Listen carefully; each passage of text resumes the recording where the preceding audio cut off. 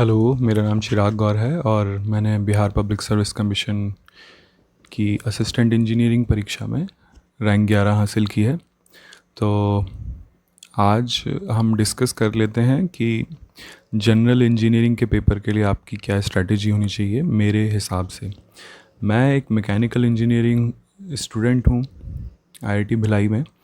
तो मैं आपको एक दो चीज़ ये भी बताऊंगा कि जो मेरा डिस्क्रिप्शन है, बाकी जो पुरानी दो वीडियोस हैं या ये भी वीडियो है, मैं इनका डिस्क्रिप्शन में जो भी मैं अलग एक प्लेटफॉर्म है डेली नॉलेज ट्रैक, वहाँ पर बेसिक मैकेनिकल इंजीनियरिंग की बातें बताता हूँ। तो आप उस डिस्क्रिप्शन को बार बार देखते रहा करिए, क्योंकि जब मैं कहीं पर नया लेक्चर बना देता हूँ दूसरे चैनल पर, तो मैं उस डिस्क्रिप्शन में उसका लिंक दे देता हूँ कि ये चीज़ अपडेट हो गई। तो आप बार बार उसको देखते रहें।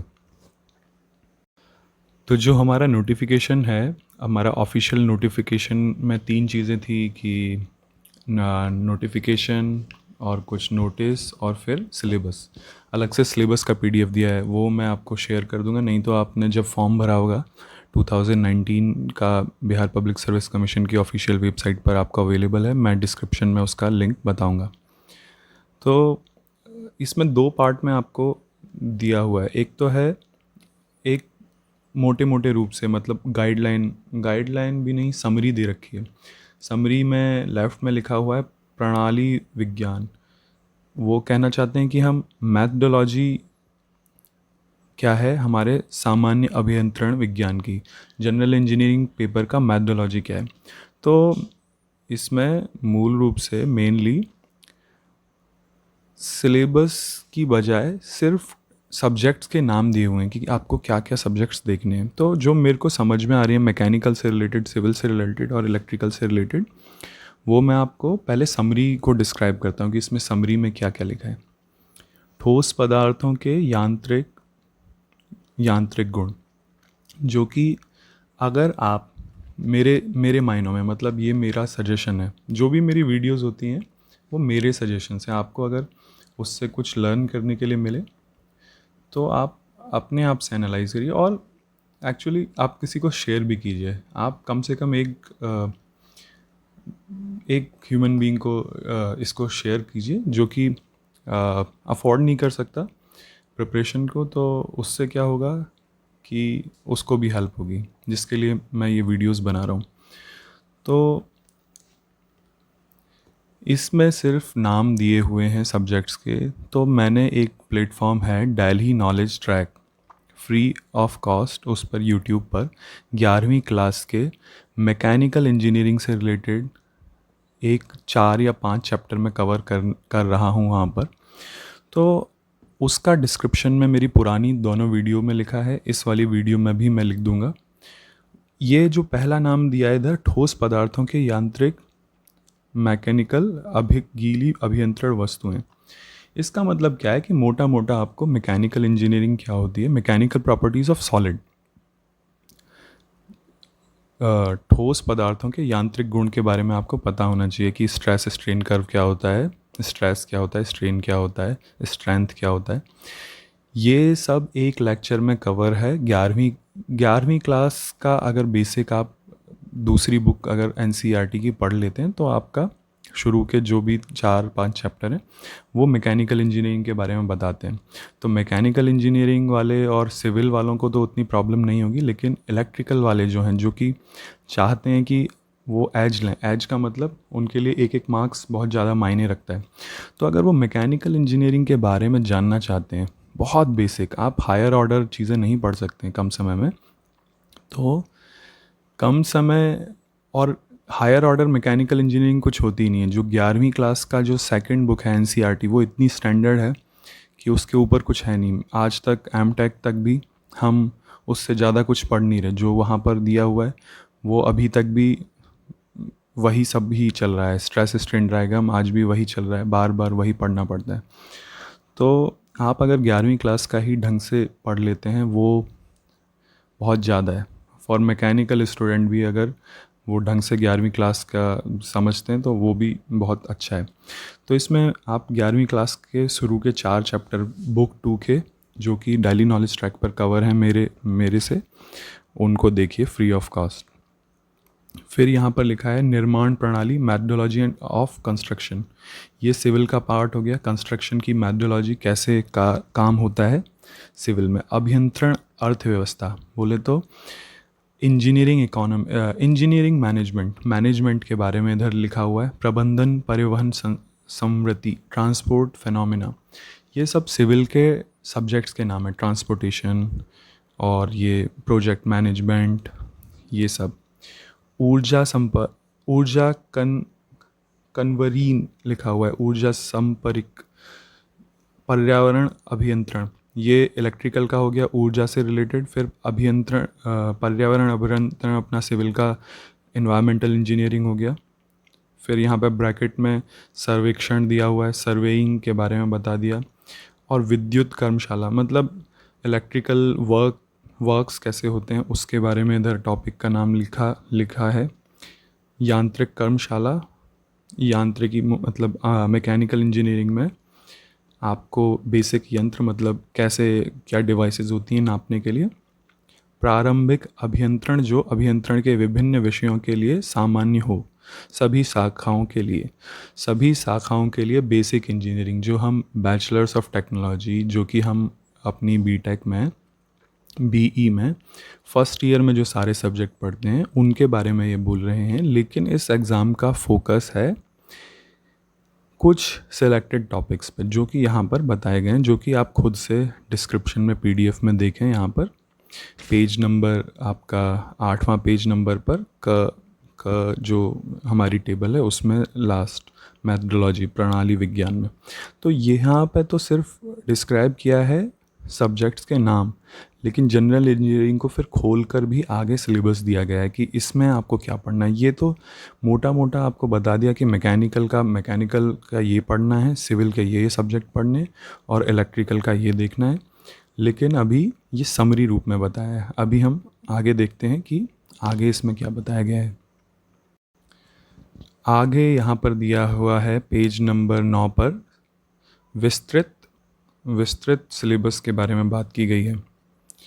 तो विस्तृत सिलेबस में आपको सामान्य इंजीनियरिंग विज्ञान के विस्तृत सिलेबस में आपको कितने सारे पॉइंट दिए हैं, 8 पॉइंट दिए हुए हैं। तो पॉइंट बाय पॉइंट चलते हैं हम कि इन पॉइंट्स में क्या क्या लिखा गया है।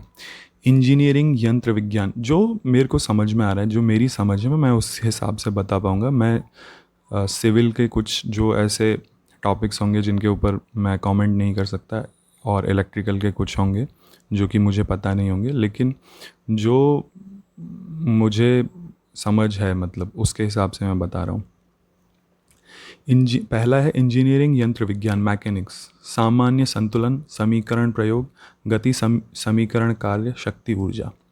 कार्य शक्ति ऊर्जा हमारे 11वीं क्लास की वर्क पावर एंड एनर्जी है इस चैप्टर का नाम। 11वीं क्लास की पहली बुक का छठा चैप्टर है, छठा 7वां चैप्टर रहा होगा, जो कि डेली नॉलेज ट्रैक पर या यूट्यूब पर कहीं भी आपको, डेली नॉलेज ट्रैक पर एक इंडियन फॉरेस्ट सर्विस ऑफिसर हैं आईआईटी दिल्ली से पढ़े हुए, वो समझा रहे हैं उसमें वर्क पावर एंड एनर्जी के बारे में। कैसे सामान्य संतुलन का मतलब इक्विलिब्रियम कंडीशन, इक्विलिब्रियम आपको फोर्स बैलेंस करना आना चाहिए, एक्स डायरेक्शन वाई डायरेक्शन में फोर्स को कैसे बैलेंस करते हैं। तो ये बेसिक मैकेनिक्स जो 11वीं क्लास में हम सीखते हैं। फ्री बॉडी डायग्राम के बारे में वो जानना चाह रहे हैं। मैकेनिक्स, हम मैकेनिकल इंजीनियरिंग में मैकेनिक्स पढ़ते हैं तो उसके बारे में जानने चाह रहे हैं। फॉर इलेक्ट्रिकल स्टूडेंट आपको 11वीं क्लास में फ्री बॉडी डायग्राम, आप यूट्यूब पर सर्च करेंगे फ्री बॉडी डायग्राम कैसे बनाते हैं, उसके बारे में ये जानना चाह रहे हैं। लेकिन एक्चुअली बहुत सारे बच्चों का कमेंट आता है कि कैसे करें, क्या करें, कैसे शुरू करें। आप सक्सेस का स्टेप नंबर 1 है कि आप प्रीवियस ईयर क्वेश्चंस डाउनलोड करें। अगर आप दिन के 2 घंटे सामान्य इंजीनियरिंग के लिए निकाल रहे हैं तो पहले दिन आपका पहला काम ये होना चाहिए कि आप इसका प्रिंट निकाल के लाएं सामान्य इंजीनियरिंग के सिलेबस का, और इस सिलेबस में ये देखें कि इसमें क्या क्या, इसको ही एनालाइज। अगर मैं जब इंजीनियरिंग सर्विसेज की तैयारी करता था या बिहार पब्लिक सर्विस कमीशन की तैयारी कर रहा था, तो जब मैं सीरियसली तैयारी करता था तो ऐसा कोई दिन नहीं जाता था कि जिस दिन मैंने उसका सिलेबस ना देखा हो। सिलेबस तो अपना जीपीएस है। जिस डायरेक्शन में आपको जाना है, आपको डायरेक्शन ही नहीं पता होगा तो आपका टाइम वेस्ट होता रहेगा। आप यहाँ वहाँ ही घूमते रहेंगे, लेकिन आप किसी एक दिशा में आगे नहीं बढ़ पाएंगे। तो ऐसा रूटीन में रखना है कि आप डेली, आपकी आंखों के आगे आप डेली ही सिलेबस को एनालाइज करें। सिलेबस को एनालाइज, दूसरा स्टेप क्या होता है? Previous year question. Previous year question GPS ही है। प्रीवियस ईयर क्वेश्चन से आपको पता चलेगा कि वो कितनी डेप्थ तक फ्री बॉडी डायग्राम के उसने कितने क्वेश्चन पूछे गए हैं, फ्री बॉडी डायग्राम के कितने कठिन क्वेश्चन पूछे गए हैं, कितने क्वेश्चन पूछे गए हैं। तो पहला और दूसरा स्टेप जो ढंग से कर लेता है, वहीं पर आप 90% जनता से आगे निकल जाते हैं। 90% आदमियों से आप पहले ही आगे आ जाते हैं। अगर आप स्टेप नंबर 1 आप सिलेबस को डेली देखते हैं, और स्टेप नंबर 2 आप डेली ही प्रीवियस ईयर क्वेश्चन को एनालाइज करते हैं कि कितने लेवल का पूछा गया है, क्या क्या पूछा गया है। यही 90% कंपटीशन कम कर देगा। तो ये बात रही फर्स्ट नंबर पॉइंट की। सेकंड नंबर में है सर्वेक्षण एवं माप। तो सर्वेक्षण की बात यहाँ पर की गई है, ये सिविल का है। सर्वेक्षण, सर्वेइंग एंड मेजरमेंट। तो इसमें बहुत सारे सिंपल डिवाइसेस के नाम दिए गए हैं, यहाँ पर सारी समझ में आ रही हैं। दूरी एवं क्षेत्र माप, दिशा का माप, स्कोप की कोणीय माप। तो ये सारी हो गई आपकी सिविल के छोटे छोटे इंस्ट्रूमेंट्स। तो आप ये देखिए, समतल एवं गोलाई माप, ये मापने की विधियाँ हैं, मेज़रमेंट की टेक्निक्स हैं। तो आप प्रीवियस ईयर क्वेश्चन में से 20 क्वेश्चन इस टाइप के निकालिए, 10 क्वेश्चन इस टाइप के निकालिए जो कि इन चीज़ों से रिलेटेड हैं। और या फिर एक दूसरा ऑप्शन क्या होता है, ये कम से कम 20 डिवाइसेस हैं, 20 टाइप के आपके इंस्ट्रूमेंट्स हैं। तो आप क्या करिए, जिस भी दिन दूसरे दिन 2 घंटे बैठे तो उस दिन 10 टाइप के यही पढ़ लिए। 10 टाइप के कि एमीटर क्या होता है, वोल्ट मीटर क्या होता है, चार्ज मीटर क्या होता है। ये तो बेसिक इलेक्ट्रिकल का है, ये इसमें तो बेसिक इलेक्ट्रिकल के भी पूछे गए हुए हैं। तो आपने 2 दिन के अंदर ये सारे ये पढ़े जा सकते हैं और हमेशा के लिए याद रखे जा सकते हैं। ये एक दूसरे से मिले हुए हैं और ये बहुत बेसिक है। इतना एक इंजीनियर से, चाहे वो इलेक्ट्रिकल का हो, चाहे वो सिविल का हो या मैकेनिकल का, उसको इतना आना चाहिए। फिर दूसरे में क्या लिखा है, ठोस पदार्थों की रचना।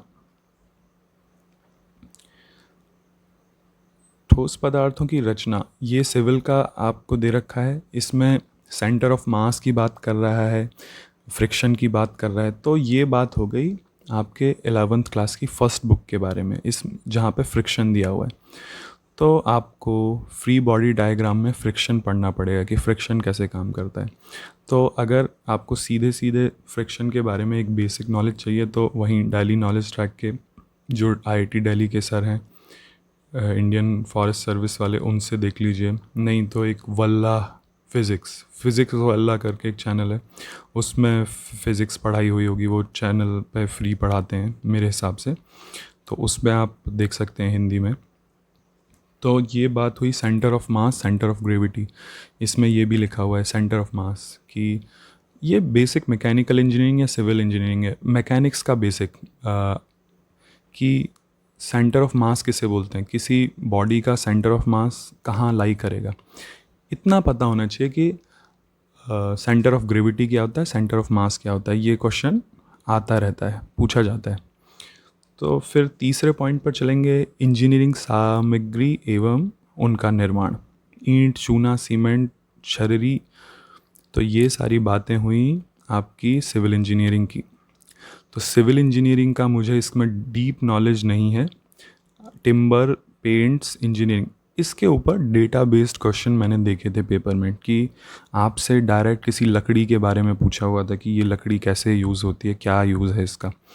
तो इसके लिए आपको जो सेकंड स्टेप मैंने बताया कि आपको प्रीवियस ईयर क्वेश्चन को बार बार डेली देखना पड़ेगा। उसमें से चीज़ें आइडेंटिफाई करनी पड़ेंगी कि किस लेवल का वो पूछते हैं। अब ईंट चूना इधर लिखा हुआ है, तो ईंट चूना पर क्या क्वेश्चन पूछा जाता है कम्पिटिटिव एग्जामिनेशन में, इसको पता लगाने के लिए आपको पिछले 2-3 साल 3 साल के इंडिया बर्ड, जो कि डिस्क्रिप्शन में मैंने दिया था, किसी बच्चे ने बोला कि इंडिया बर्ड पे मुझे पेपर डाउनलोड नहीं हो पा रहे, तो आप गूगल करिए उसको ढंग से, लेकिन मैं फिर डायरेक्ट पेपर ही आपको डिस्क्रिप्शन में दे दूंगा कि ये जनरल इंजीनियरिंग का पेपर है, indiabird.com से आप डाउनलोड कर सकते हैं।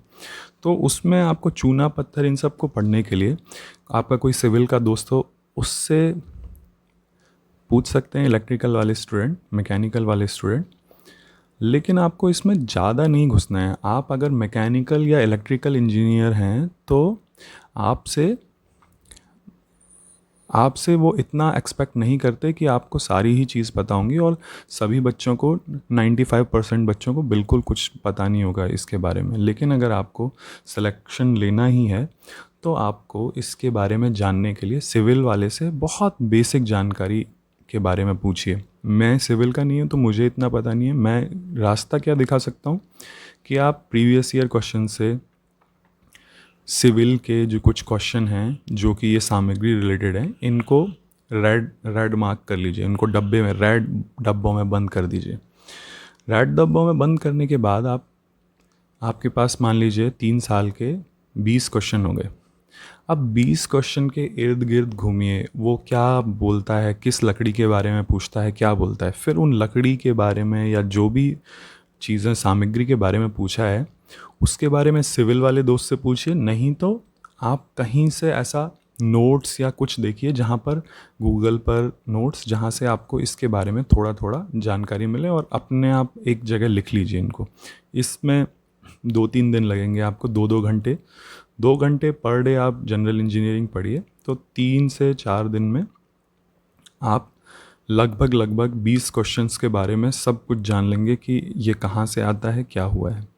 ईंट के फर्श और दीवार के निर्माण पर विचार, तो इसके बारे में आप देखेंगे।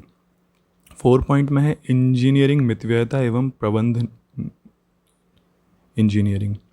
इसमें लिखा है मितव्ययता, बोले तो अपना कम से कम खर्चा जो होता है उसको कैसे, इंजीनियरिंग मैनेजमेंट, इंजीनियरिंग प्लानिंग, ये सब के बारे में करना है।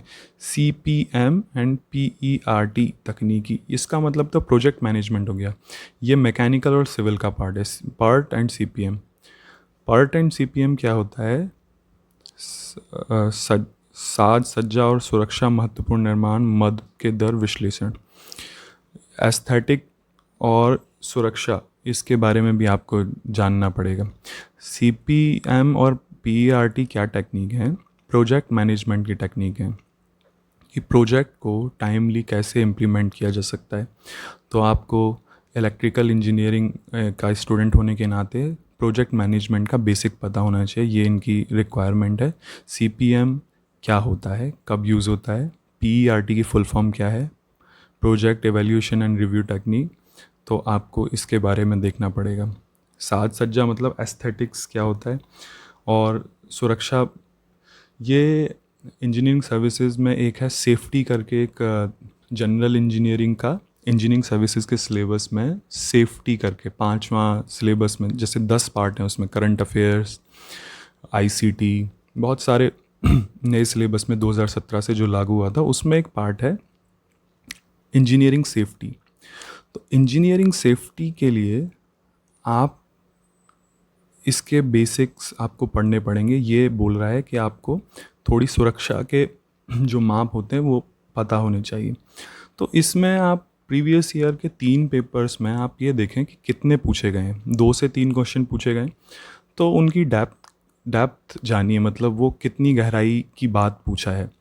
तो अगर ज़्यादा गहराई की बात पूछी है तो ज़्यादा पढ़ना पड़ेगा, लेकिन अगर ऊपर ऊपर से पूछता है तो आपको सिंपल कुछ स्टैंडर्ड्स होते हैं, ISO स्टैंडर्ड्स, हैज़ार्डियस, एक कनाडा बेस्ड स्टैंडर्ड्स होते हैं। इनको अपनी जो हम शॉप फ्लोर या फिर सिविल की किसी भी, कहीं भी इंडस्ट्री में कहीं भी अगर काम करते हैं तो आपको कुछ स्टैंडर्ड, बेसिक स्टैंडर्ड्स का एक लिस्ट या उनके नामों का वर्गीकरण है, उनका एक क्लासिफिकेशन है कि ये कब यूज़ होता है। वर्क प्लेस पर कुछ बेसिक नॉर्म्स फॉलो करने होते हैं, तो उनके बारे में वो जानना चाह रहे हैं क्या। लेकिन इसके लिए आपको प्रीवियस ईयर क्वेश्चन देखना पड़ेगा, और उसमें देखना पड़ेगा।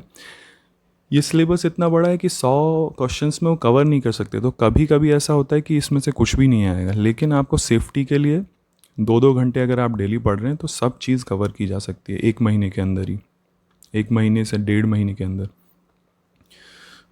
तो आप इसको प्रोजेक्ट मैनेजमेंट समझिए, बेसिक ऑफ प्रोजेक्ट मैनेजमेंट आपको पर्ट CPM एंड इकोनॉमी को आप कैसे मेंटेन कर दें, ये सब के बारे में पता होना चाहिए। 5वें आया है परिवहन फेनोमेना। परिवहन फेनोमेना का मतलब ट्रांसपोर्टेशन। अब इसमें से सारी ही चीज़ मेरे लिए नहीं है। काले और भूरे पदार्थों का अवधारणा, तो आपको ट्रांसपोर्टेशन किसी सिविल वाले से पूछना पड़ेगा कि ये किसके बारे में बात कर रहा है, परिवहन को रेखीय एवं नियमित चालन। तो ट्रांसपोर्टेशन एक सिविल का अलग से ही फुल एक एमटेक का विषय है ट्रांसपोर्टेशन। तो आपको ट्रांसपोर्टेशन का बेसिक देखना पड़ेगा। ये इसके बारे में मैं ज़्यादा नहीं बता सकता, इसके बारे में आपको सिविल के किसी दोस्त से पूछना पड़ेगा। आपको क्वेश्चंस पे एनालाइज करना पड़ेगा कि ट्रांसपोर्टेशन से क्या क्वेश्चन आया, कि ये अपना जो भी परिवहन से रिलेटेड क्वेश्चन है उनकी डेप्थ क्या है, वो कहाँ से पूछे जाते हैं और उनके लिए मुझे क्या करना चाहिए, इसके बारे में मुझे नहीं पता है। ऊर्जा रूपांतरण, ऊर्जा रूपांतरण जो है इसमें टरबाइन के बारे में भी दिया है और थर्मोडायनेमिक्स के लॉ के बारे में भी दिया है, और ऊष्मागतिकी मतलब कि अपने थर्मोडायनेमिक्स के बारे में बताया। तो डेली नॉलेज ट्रैक पे मैंने हीट ट्रांसफ़र के बारे में बताया कि कंडक्शन, कन्वेक्शन, रेडिएशन क्या होता है। आपका 11वां चैप्टर होगा thermal properties of substance. Thermal properties of substance में आपको मिलेगा कि हीट क्या होती है, टेम्परेचर क्या होता है, हीट कैसे यहाँ से वहाँ जाती है। तो बेसिक ऑफ हीट, ऊष्मा तो आप वहाँ से पढ़ लेंगे, लेकिन इसमें टरबाइन की बात की गई है और पंप की बात की गई है। टरबाइन वो चीज़ होती है जो कि इलेक्ट्रिसिटी आपको थर्मल पावर प्लांट में या फिर सी पर आपको इलेक्ट्रिसिटी प्रोवाइड करती है। और पंप, तो आपको कुछ, आप पहले तो क्वेश्चंस को एनालाइज कीजिए, फिर आपको ये पता होना चाहिए कि पेल्टन टरबाइन कितनी रेंज में यूज़ होता है, फ्रांसिस टरबाइन कितनी रेंज में यूज़ होता है, और आपको जो कपलान टरबाइन होता है वो कितने पे यूज़ होता है, उनका कॉन्सेप्ट क्या है, किस आधार, किस प्रिंसिपल पर ये बेस्ड होते हैं। जो अपना पेल्टन टरबाइन होता है वो इम्पैक्ट पर अपना बेस्ड होता है, कोई रिएक्शन टरबाइन है, कोई मिक्स टरबाइन है, तो कोई रेडियल टरबाइन है, कोई एक एक्सियल टरबाइन है। तो आपको 3 बेसिक टरबाइन जो हैं, पेल्टन, फ्रांसिस और कपलान, इनके बारे में पता होना चाहिए कि ये कब और कैसे यूज़ होते हैं फॉर इलेक्ट्रिकल इंजीनियरिंग स्टूडेंट। और हमारे मैकेनिकल सिविल वालों का तो फ्लूइड मशीनरी, फ्लूइड मैकेनिक्स एक फुल ही सब्जेक्ट है, मेन सब्जेक्ट है, तो उन्हें पता होगा। फिर प्रारंभिक इंजीनियरी, इसमें सिविल वाले मार खा सकते हैं। इसमें जो है ये है इलेक्ट्रिकल का, इसमें है डायोड और विद्युत परिपथ और ये सब, और विद्युत चुंबकीय ऊर्जा का स्थानांतरण, डीसी मोटर, जनरेटर का कार्य, जनरेटर, एंड इसमें आपके सारी चीज़ें हैं। तो इसमें क्या है फॉर सिविल और मैकेनिकल के बंदे के लिए, इलेक्ट्रिकल वाले तो इसको कर ले जाएंगे क्योंकि उनका कोर विषय है। ये बात मैं बार बार ही कहता हूँ कि अगर आपसे कोई इतना एक्सपेक्ट नहीं करता कि आप सभी इंजीनियरिंग के, तीनों इंजीनियरिंग के एक्सपर्ट हों, लेकिन सिविल और मैकेनिकल वालों को अगर अपने दोस्तों से आगे निकलना है और दूसरे कंपटीटर्स से आगे निकलना है, तो आपको जो इधर बेसिक चीज़ें दी गई हैं, यहाँ पर डायोड का बताया गया है, यहाँ पर छोटे आपको सर्किट के बारे में बताया गया है, प्रतिरोध, कंपनसेटर, जंक्शन ट्रांजिस्टर, डायोड और आदर्श ट्रांसफार्मर, आइडियल ट्रांसफार्मर, चुंबकीय परिपथ, आपका मैग्नेटिक जो भी आपका है। फिर विद्युत परिपथ और परिपथ नियम, आपको जो ये सर्किट्स होते हैं, सर्किट्स का बेसिक नॉलेज होनी चाहिए। आपको ये नहीं कह रहा कि थेवेनिन और नॉर्टन थ्योरम आपको लगानी आनी चाहिए, लेकिन आपको रेजिस्टेंस, कैपेसिटेंस, इम्पीडेंस, ये सब निकालना आना चाहिए। रिएक्टेंस रिएक्टेंस निकालना आएगा, क्योंकि पेपर में ऐसे बहुत इजी क्वेश्चन आ जाते हैं 5 से 6 हर साल, हर बार, मतलब कि आपको इम्पीडेंस और बेसिक सर्किटरी का अगर नॉलेज है तो आप और दूसरे दोस्तों से बहुत आगे निकल जाएंगे। तो ये सिविल वाले और मैकेनिकल वालों के लिए है। आपको प्रीवियस ईयर क्वेश्चंस पर जाना है, वहाँ से आपको 3 साल में 30 क्वेश्चन मान लीजिए मिल गए अपने इलेक्ट्रिकल इंजीनियरिंग के। तो उसमें से 30 में से कम 12 से 15 तो ओनली सर्किट्स के ऊपर है। तो आप वो देखिए कि आपको कैपेसिटेंस, रेजिस्टेंस और ये सब निकालना आ रहा है कि नहीं आ रहा है। अगर नहीं आ रहा है तो उसको सीखने के लिए क्या करना पड़ेगा कि आपको रिएक्टेंस निकालना नहीं आ रहा, आपको जो इम्पीडेंस होता है उसका मतलब समझ में नहीं आ रहा, तो ये आपको यूट्यूब से जो भी इलेक्ट्रिकल का आपको लेक्चर सीरीज़ होगी जिसमें बेसिक सर्किटरी समझाई होगी, हायर लेवल नहीं, लेकिन जो क्वेश्चन आए हुए हैं, जो 15 क्वेश्चन से 12 से 15 क्वेश्चन है, उनमें कुछ तो लिखा ही होगा। आपको फाइनली कुछ रिएक्टेंस निकालना होगा। तो अब ये रिएक्टेंस क्या होता है, ये क्या बोला है, और इसको मैं कैसे हैंडल करूँगा पेपर में, तो उसके लिए आपको, मेरे को, अब मैं, मुझे नहीं पता है कि ये कहाँ से, क्या इसका सही सोर्स है इलेक्ट्रिकल इंजीनियरिंग का, लेकिन ये मुझे पता है कि फर्स्ट और सेकंड स्टेप जो मैंने बताया कि आप डेली ही तो सिलेबस को देखें, और सेकंड चीज़ जो मैंने बताई है कि आप प्रीवियस ईयर को देखें, तो आप सही डायरेक्शन में जाएंगे। आपका जो जीपीएस है वो सही डायरेक्शन आपको दिखाता रहेगा। मेरा ये रूटीन था कि जो भी मेरी टेबल थी लाइब्रेरी में, उसमें मेरा सिलेबस ज़रूर लगा रहता था। सिलेबस के बिना मैं आगे शुरू नहीं करता था, पढ़ाई शुरू नहीं करता था, दिन शुरू नहीं करता था। फिर 8वां पार्ट है पर्यावरण इंजीनियरिंग। पर्यावरण इंजीनियरिंग का मतलब इन्वायरमेंटल इंजीनियरिंग। अभी जो इन्वायरमेंटल वर्ल्ड में अवेयरनेस आया है, इन्वायरमेंट से हम जो जागरूकता आई है हमारे देश में और पूरे विश्व में, उससे क्या हुआ है कि इन्वायरमेंट के क्वेश्चन ज़्यादा आने लगे। इन्वायरमेंट, अगर आप यूपीएससी या इंजीनियरिंग सर्विसेज की बात करेंगे तो वहाँ तो बहुत ही ज़्यादा आते हैं, लेकिन हमारे सभी एग्ज़ाम्स में अब इन्वायरमेंट पर अलग से फोकस करने लगे हैं। तो यहाँ पर है जल प्रदूषण शुद्धिकरण, अप जल अभिक्रिया, वायु प्रदूषण एवं उनका नियंत्रण, पारिस्थितिकी संतुलन। आपको इन्वायरमेंटल बैलेंस, पारिस्थितिकी तंत्र मतलब जो हमारा हैबिटेट, जो भी बैलेंस, जो भी साइकिल होता है उसके बारे में है। ये सिंपल है। जल प्रदूषण क्या होता है? जल प्रदूषण, primary treatment, secondary treatment, tertiary treatment. जब मैंने लिखा था तो वहाँ पर कन्वेंशनल होता था जनरल इंजीनियरिंग का, मैंने लिखा था, तो उसमें ये एक सबसे बड़ा 20 नंबर का लास्ट क्वेश्चन जो कि मेरे को छोड़ना पड़ा था, उसमें क्या था कि आपको यही जल को आपको कुछ करना था, जल का प्लान करना था, जल का अपना सिविल इंजीनियरिंग का क्वेश्चन था वो तो। लेकिन जल प्रदूषण का ज़रूर एक क्वेश्चन आता है कि आप इसको कैसे साफ़ करेंगे। अगर आपके पानी में ये पदार्थ है, मैग्नीशियम ज़्यादा है, आर्सेनिक ज़्यादा है, तो आप इसको किस कैटेगरी में रखेंगे कि प्राइमरी ट्रीटमेंट होना है, सेकेंडरी ट्रीटमेंट हो रहा है, या टर्शरी ट्रीटमेंट होना है। अगर आपके पानी से बदबू आ रही है, वो काले रंग का दिख रहा है और उसमें मोटी मोटी वो हैं, तो उसको किस प्रोसेस में रखेंगे। तो जल प्रदूषण, water pollution, how to clean water, ये आपसे वो चाहते हैं कि आप इसको जानें। तो ये सब बातें थी जनरल इंजीनियरिंग की।